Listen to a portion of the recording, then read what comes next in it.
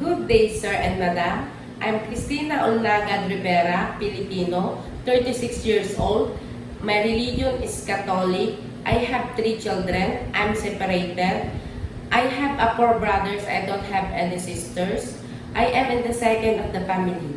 About my working experience, I work as domestic helper in Oman and Qatar. My duties and responsibilities are cleaning the house, ironing and washing the clothes, marketing, gardening, car washing, and I also cook Arabic dishes like makbous, biryani, chapati, saluna.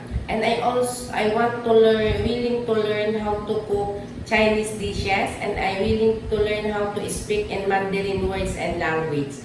I love taking care of the children. I give food on the time. I take a bath every day. I give medicine and vitamins based on the doctor prescription. I sing a song before she sleep. I love the children as my own. I'm tutoring and playing sometimes with them. Sir, madam, I'm hardworking. I'm honest. I'm loyalty. I'm kind. I'm patient. Sir, madam, please choose me as your domestic helper. I do my duties and responsibilities. Sir, madam, I promise you I finish my 2 years contract. Thank you, madam and sir.